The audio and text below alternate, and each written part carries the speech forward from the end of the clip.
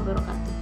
Perkenalkan, nama saya Eka Jumarwati Rapi dengan NIM D1B1202344 dari program studi S1 Farmasi kelas 05 alih jenjang. Untuk kesempatan kali ini, saya akan membahas salah satu materi dari mata kuliah kimia klinik. Adapun materi yang akan saya bahas untuk kesempatan kali ini yaitu mengenai spesimen sperma. Spermatozoid atau sel sperma atau yang dikenal sebagai spermatozoa berasal dari bahasa Yunani kuno yang berarti benih dan makhluk hidup.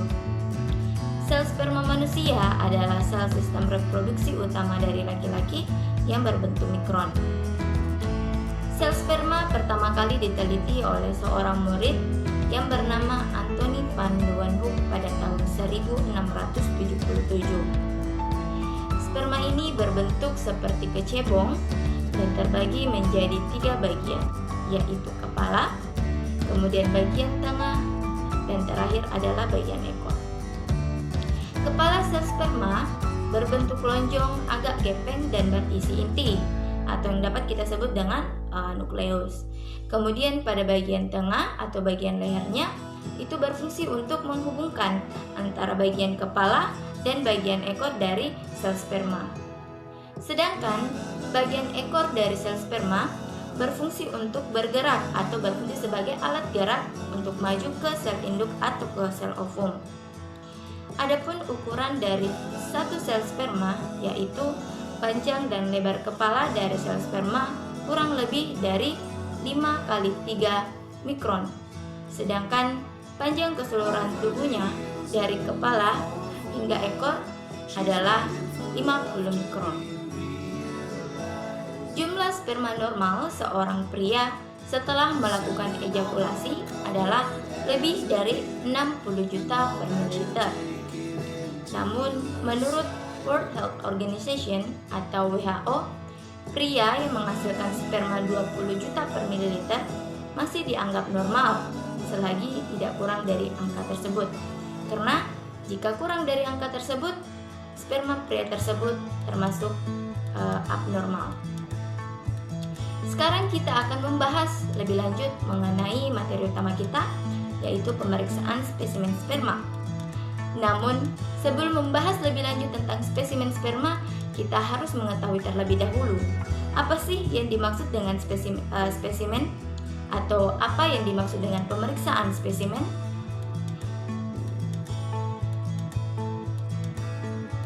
Spesimen adalah pemeriksaan yang dilakukan pada suatu bagian dari keseluruhan sampel atau pemeriksaan pada sampel yang diambil dengan metode-metode tertentu untuk diketahui lebih lanjut.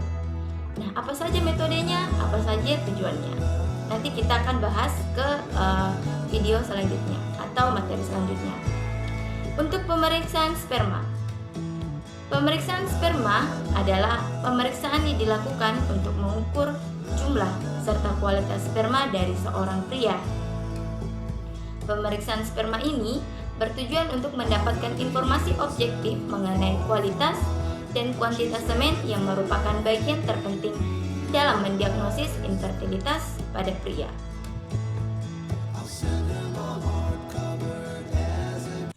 Pemeriksaan sperma dilakukan melalui analis laboratorium terhadap sampel semen yang telah diambil. Umumnya menganalisis beberapa hal, antara lain ada jumlah sperma, kemudian struktur atau bentuk, kemudian ada pergerakan sperma, kemudian tingkat keasaman atau pH, ada volume, warna, dan kekentalan dari sperma tersebut. Kemudian, pemeriksaan sperma dapat menilai kondisi-kondisi kesehatan pria secara keseluruhan. Tes ini akan membantu dokter dalam menentukan penyebab gangguan kesuburan yang dialami oleh pria. Adapun hal-hal yang dapat diketahui melalui proses pemeriksaan semen ini atau sperma ini yaitu yang pertama, kita dapat mengetahui atau memeriksa kesuburan dari pria. Tujuan dilakukannya pemeriksaan ini adalah untuk mengecek ada tidaknya gangguan kesuburan pada sang pria. Selain itu, pemeriksaan ini dapat memastikan apakah gangguan sperma menjadi penyebab ketidaksuburan pasangan sehingga ada pasangan yang tidak menghasilkan keturunan. Yang kedua, kita dapat memastikan keberhasilan vaksitonomi. Nah, apa itu vaksitonomi? Nah, vaksitonomi adalah prosedur kontrasepsi permanen pada pria.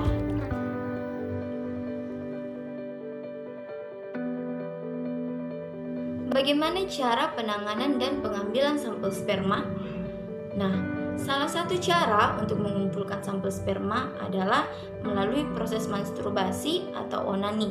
Selain masturbasi, tentu banyak cara lain yang bisa digunakan, seperti coitus interruptus, yaitu melakukan penyatuan tubuh dengan wanita secara terputus. Namun hal ini tidak disarankan karena bisa saja cairan sperma atau sampel bergabung dengan cairan vagina. Seperti itu, makanya hal itu tidak disarankan. Yang kedua adalah ada coitus kondomatus atau pengeluaran sperma menggunakan kondom. Namun hal ini juga tidak disarankan karena ada cairan dari dalam kondom yang tidak boleh masuk ke dalam sampel.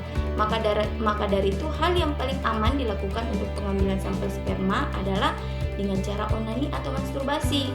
Pengambilan sampel ini biasa dilakukan langsung di dalam klinik atau di rumah sakit menggunakan ruangan khusus bagi para pasien untuk mengambil sampel sperma. Sebelum pengambilan sampel sperma, pasien juga wajib mematuhi atau mengetahui prosedur yang ada untuk pengambilan sampel sperma agar tidak terjadi kekeliruan dan kesalahan-kesalahan saat pengumpulan sampel tersebut. Maka adapun hal yang perlu diperhatikan oleh pasien, yaitu yang pertama melakukan absintesia atau tidak melakukan senggama atau tidak melakukan ejakulasi selama 3-5 hari.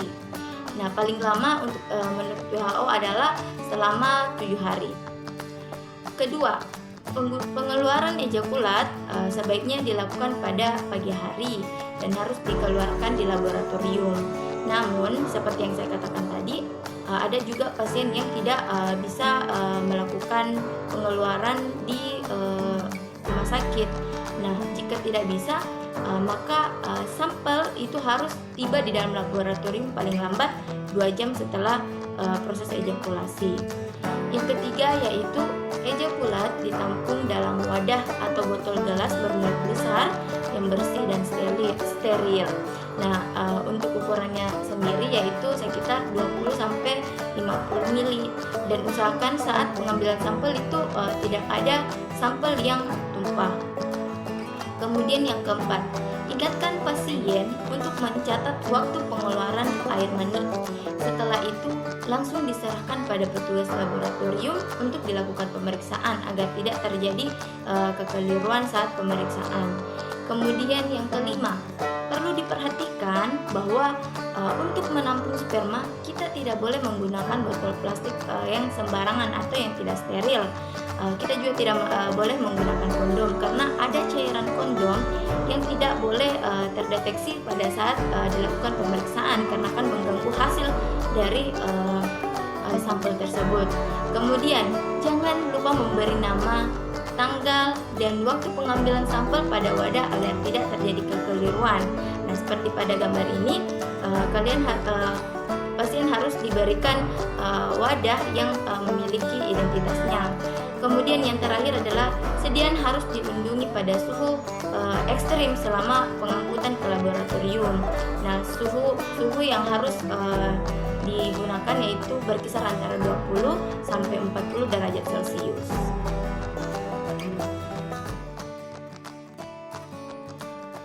Untuk metode pemeriksaan spesimen sperma terbagi menjadi 2, yaitu secara makroskopis, yang kedua secara mikroskopis. Untuk metode secara makroskopis, pemeriksaannya antara lain meliputi yang pertama, ada pengukuran volume. Nah, volume normal sperma adalah sekitar 2-3 mili. Namun volume yang lebih dari 8 mili disebut dengan hiperspermia. Sedangkan jika kurang dari 1 mili disebut dengan hipospermia. Nah, pengukuran yang kedua adalah pengukuran pH. Nah, sperma yang normal tidak banyak berbeda pH-nya dengan pH darah. Untuk mengukur pH, cukup dengan menggunakan kertas pH. Begitupun dengan sperma. Jadi ada pengenceran, kemudian kita uji dengan menggunakan kertas pH. Sperma yang normal menunjukkan sifat yang agak basah. Nah, pH sperma pada umumnya yaitu 7,2 hingga 7,8. Percobaan yang ketiga atau penelitian yang ketiga untuk metode makroskopis adalah bau sperma. Nah, spermatozoa yang baru keluar mempunyai bau yang khas atau spesifik. Ada yang mengatakan bahwa baunya mirip dengan bau bunga akasia. Nah, tentunya untuk mengenal bau sperma, seseorang harus mempunyai pengalaman untuk membaunya. Nah, dalam hal ini maksudnya adalah orang-orang yang meneliti bau sperma adalah orang-orang yang terlatih, orang yang memiliki pengalaman dan tidak sembarang orang. Nah, bau sperma yang khas disebabkan oleh oksidasi spermin.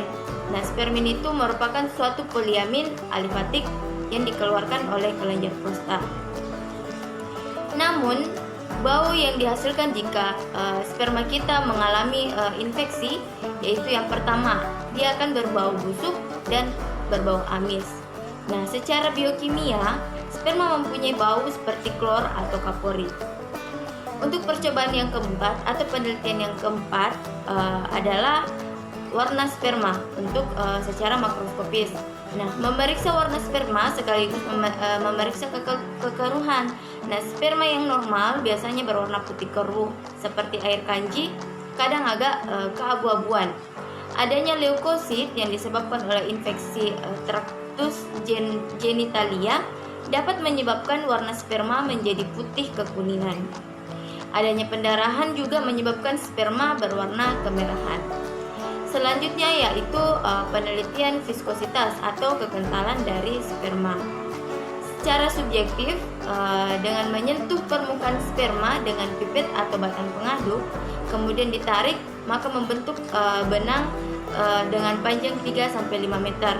Nah, makin panjang benang yang terjadi saat kita menarik sampel tersebut, maka semakin tinggi viskositas dari sampel sperma tersebut.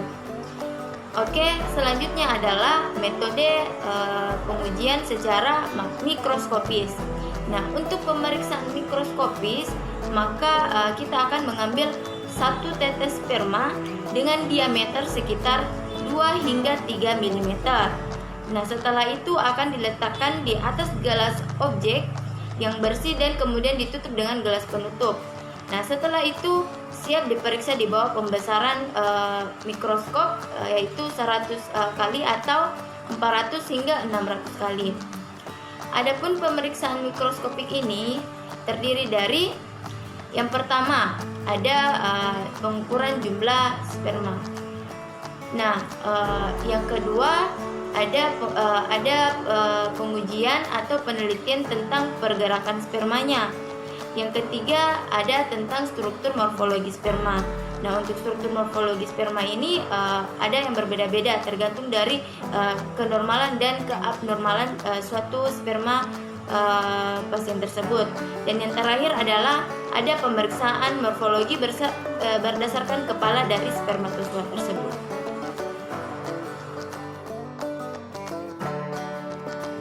Baik, selanjutnya kita akan membahas mengenai hasil dari pemeriksaan sperma. Nah, hasil pemeriksaan sperma biasanya dapat diterima oleh pasien dalam jangka waktu 24 jam hingga 1 minggu. Pemeriksaan sperma dapat menunjukkan dua hasil, yaitu normal, yang kedua adalah abnormal. Hasil pemeriksaan sperma dikatakan normal jika yang pertama, jumlah sperma mencukupi 20 juta hingga lebih dari 200 juta per mililiternya. Yang kedua, terdapat lebih dari 50% sperma yang memiliki bentuk atau sifat morfologi yang normal. Yang ketiga, pergerakan sperma. Pergerakan sperma itu lebih dari 50%, di mana sperma yang bergerak secara normal selama 1 jam setelah ejakulasi dan skala pergerakan spermanya yaitu 3 hingga 4. Keempat, tingkat keasaman atau tingkat pH dari sperma. Seperti yang saya sebutkan tadi bahwa pH sebuah sperma adalah sekitar 7,2 hingga 7,8. Yang kelima adalah volume. Volume yang dihasilkan seorang pria adalah 1,5 hingga 5 mili. Kemudian warna spermanya, yaitu berwarna putih hingga keabu-abuan. Nah, kapan sperma dikatakan abnormal?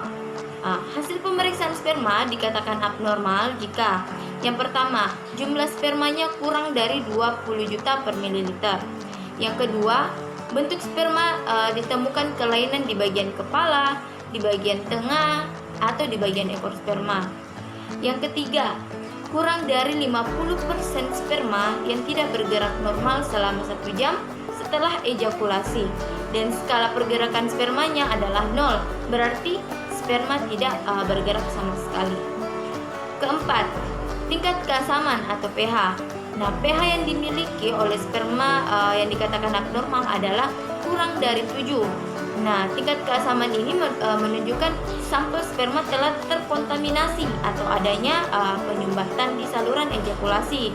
Sedangkan jika pH-nya lebih dari 8, menunjukkan bahwa pasien tersebut memiliki resiko infeksi. Nah, untuk yang kelima, penyebab dari bukan penyebab ya, tapi ciri-ciri dari sperma yang abnormal, yaitu volume yang dihasilkan kurang dari 1,5 ml dan dapat menunjukkan jumlah sperma terendah. Sedangkan jika sperma yang dihasilkan bahkan lebih dari 5 ml, berarti menunjukkan sperma tersebut terlalu encer. Yang terakhir adalah warna sperma. Nah, warna sperma yang abnormal adalah bisa saja menunjukkan warna merah atau warna coklat dan dapat menunjukkan adanya kandungan darah. Sedangkan jika spermanya berwarna kuning dapat menunjukkan bahwa pasien tersebut memiliki resiko penyakit kuning atau adanya efek samping dari obat.